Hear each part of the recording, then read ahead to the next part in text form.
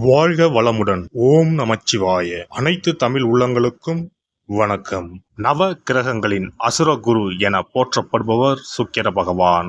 வாழ்க்கையில் மகிழ்ச்சி, சந்தோஷம், இன்பம் ஆகியவை இன்றி அமையாதது. இத்தகைய மகிழ்ச்சி, சந்தோஷம், மனைவி, குடும்ப வாழ்க்கை ஆகியவற்றை அமைத்து கொடுக்கக்கூடியவர் சுக்கிர பகவான். களத்திர காரகன் என திருநாமம் கொண்டவர். லட்சுமி தேவியை அதி தேவதையாக கொண்டவர். ஒருவருடைய ஜாதகத்தில் சுக்கிர பகவான் வலுத்திருக்க வேண்டும்.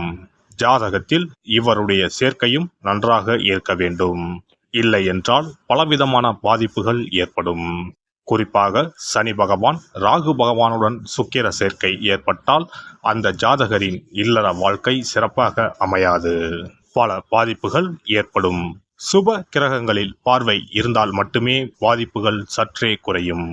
நவ கிரகங்களில் அதிக ஆண்டுகள் தசையாக கொண்டவர் சுக்கிர பகவான். மொத்தம் 20 ஆண்டுகள். அவ்வாறு சுக்கிர பகவான் ஒருவரின் ஜாதகத்தில் மத்தின்ப வயதில் வந்து பலமாக இருந்துவிட்டால் அந்த 20 வருடமும் அவர் குபேர சம்பத்துக்களை அடைவார். லட்சுமி யோகத்தை முழுமையாக அடைவார். அப்பேற்பட்ட சுக்கிர பகவான் மே மாதம் 19ஆம் தேதி, அதாவது வைகாசி மாதம் 6ஆம் தேதி மேசமனையில் இருந்து ரிஷபமனைக்கு இடப்பெயர்ச்சி ஆகிறார். தனது சொந்த வீட்டில் அமர்ந்து ஆட்சி பலம் பெறுகிறார். குருவோடு சேர்க்கை, சூரியனோடு சேர்க்கை, புதனோடு சேர்க்கை என இந்த பெயர்ச்சியில் ஏற்படுகிறது. மே மாதம் 19ஆம் தேதி முதல் ஜூன் மாதம் 12ஆம் தேதி வரை 24 நாட்கள் சுக்கிர பகவான் ரிஷபராசியில் சஞ்சாரம் செய்ய இருக்கின்றார். இந்த பெயர்ச்சியால் பெண்களே அதிக அளவில் நன்மைகள் அடையப் போகின்றனர். ஆசைப்பட்ட ஆடை ஆபரணங்களை வாங்கி குவிப்பீர்கள். அடைபடாத கடனை அடைத்து நிம்மதி அடைவீர்கள். அடையில் உள்ள பொருட்களை மீட்க அரிதான காலகட்டம் இதுவாகும். இனி உங்கள் ராசிக்கான பலன் என்ன என்பதனை பற்றி காண்போம். எந்த ஒரு சூழ்நிலையாக இருந்தாலும் அனைவரையும் சரிசமமாக நடத்தும் துலா ராசி அன்பர்களே, இந்த பெயர்ச்சியில் கோபம் மறைந்து நிதானம் அதிகரிக்கும். எடுத்த முயற்சிகள் அனைத்தும் வெற்றி பெறும். பகைகளில் வெற்றி உண்டாகும். எதிர்ப்புகள் அகலும். பணவரத்து திருப்திகரமாக இருக்கும். பயணங்கள் சாதகமான பலன் தரும்.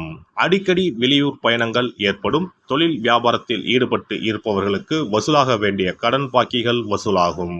வியாபாரத்தில் மன நிறைவு காண்பீர்கள். தொழிலை விரிவுபடுத்துவதற்கான முயற்சிகளில் ஈடுபடுவீர்கள். உத்தியோகத்தில் இருப்பவர்களுக்கு அலைச்சலுக்கு பிறகு கடினமான காரியம் கூட கைகூடும். மரியாதையும் அந்தஸ்தும் அதிகரிக்கும். சக ஊழியர்கள், தொழில் கூட்டாளிகள் விஷயங்களில் கவனமாக செயல்படுவது நல்லது. மேல் அதிகாரிகள் மூலமாக இருந்து வந்த அழுத்தம் அகலும். குடும்பத்தில் வீண் பிரச்சனை ஏற்பட்டு நீங்கும். வாழ்க்கை துணையின் செயல்கள் உங்களுக்கு அதிருப்தி ஏற்படும் விதத்தில் இருக்கலாம். அனுசரித்து செல்வது நல்லது. பிள்ளைகள் நீங்கள் சொல்வதை கேட்டு நடப்பது ஆறுதலை தரும்.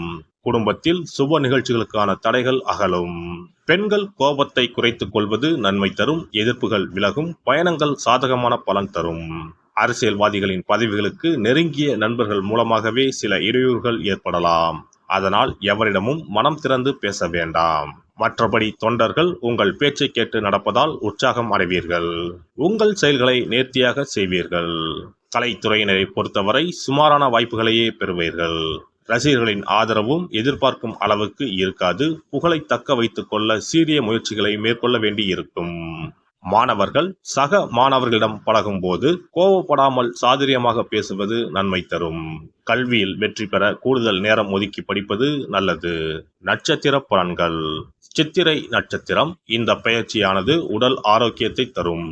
மனக்கவலையை நீக்கும். எல்லா வகையிலும் லாபம் கிடைக்கும். வாக்கு வன்மையால் எதுவும் சாதகமாக நடக்கும். நல்ல சிந்தனை உண்டாகும். அறிவுத்திறன் அதிகரிக்கும். சில நேரங்களில் மற்றவர்கள் பேசுவதை தவறாக புரிந்து கொள்ள நேரலாம். மன தைரியம் அதிகரிக்கும். சுவாதி நட்சத்திரம். இந்த பெயர்ச்சியில் குடும்பத்தில் இருந்த பிரச்சனைகள் அனைத்தும் தீரும். உறவினர்கள் மூலம் நன்மை உண்டாகும். கணவன் மனைவிக்கு இடையே இருந்த மன வருத்தங்கள் நீங்கும். பிள்ளைகள் மூலம் பெருமை கிடைக்க பெறுவீர்கள்.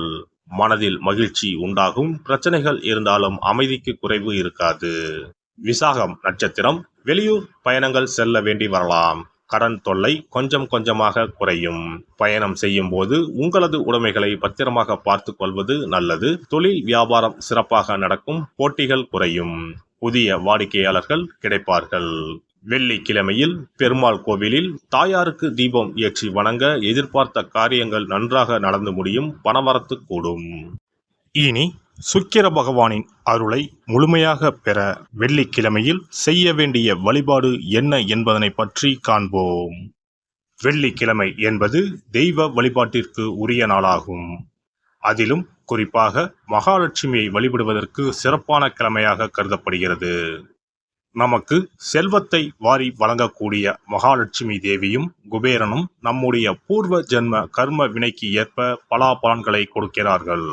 அதை அனுபவிக்க செய்யும் பொறுப்பு சுக்கிர பகவான் பார்த்து கொள்கிறார். ஒருவர் செல்வந்தராக இருப்பதற்கு ஜாதகத்தில் சுக்கிரன் அருள் கட்டாயம் இருக்க வேண்டும். சுக்கிரனுடைய அருள் பெற வெள்ளிக்கிழமையில் சுக்கிரஹோரை வரும் நேரத்தில் இவ்வாறு வழிபாடு செய்தால் சுபபோக வாழ்க்கையை அனுபவிக்க முடியும். ஒருவருடைய ஜாதகத்தில் சுக்கிரன் நீச்சம் பெற்றால் உடல் ரீதியான ஆரோக்கிய ரீதியான பாதிப்புகள் ஏற்படும். சொத்து சுகங்கள் எவ்வளவு இருந்தாலும் அதை முழுமையாக அனுபவிக்க முடியாமல் செய்துவிடும்.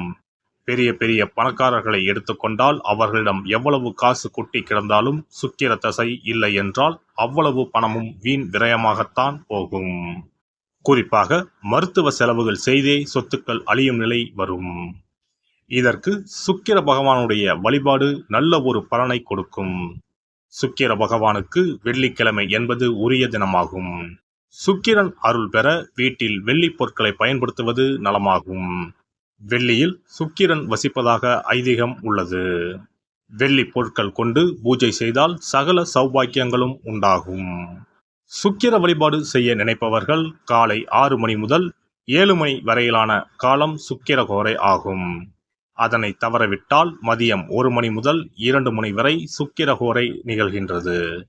அதையும் தவறவிட்டால் இரவு 8 மணி முதல் 9 மணி வரையிலான சுக்கிரஹோரை நேரத்தில் வழிபாடுகள் செய்து பயன்பெறலாம். இவற்றில் காலை 6 மணி முதல் 7 மணி வரையிலான முதல் சுக்கிரஹோரையில் சுக்கிர வழிபாடு செய்வது சிறப்பான பலன்களை கொடுக்கும். காலை முதல் மாலை வரை உபவாசம் இருந்து சுக்கிர பகவானுக்கு உரிய காயத்ரி மந்திரத்தை உச்சரித்து கல்கண்டு சேர்த்த சர்க்கரை பொங்கலை நைவேத்தியம் படைத்து வெள்ளை நிற பூக்களால் அர்ச்சனை செய்ய வேண்டும்.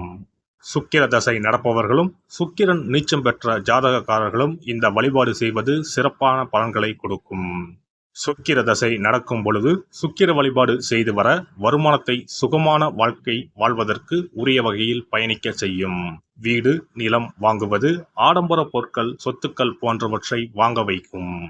அதுவே சுக்கிரன் நீசம் பெற்ற காலத்தில் இந்த வழிபாடு செய்பவர்களுக்கு வீண் விரயங்கள் இல்லாமல் ஓரளவிற்கு வறுமையிலிருந்து பிழைக்கச் செய்யும். வெள்ளிக்கிழமையில் நவக்கிரக கோவிலுக்கு சென்று சுக்கிர பகவானுக்கு வெள்ளை வஸ்திரம் சாற்றி வழிபாடு செய்யலாம். வெள்ளை நிற நைவேத்தியங்கள் தயார் செய்து கோவிலில் வரும் பக்தர்களுக்கு தானம் செய்யலாம். இவ்வாறு செய்து வர சுக்கிரனின் முழு அருளும் கிடைக்கப் பெற்று வாழ்வில் உயரிய நிலையை அடைவீர்கள்.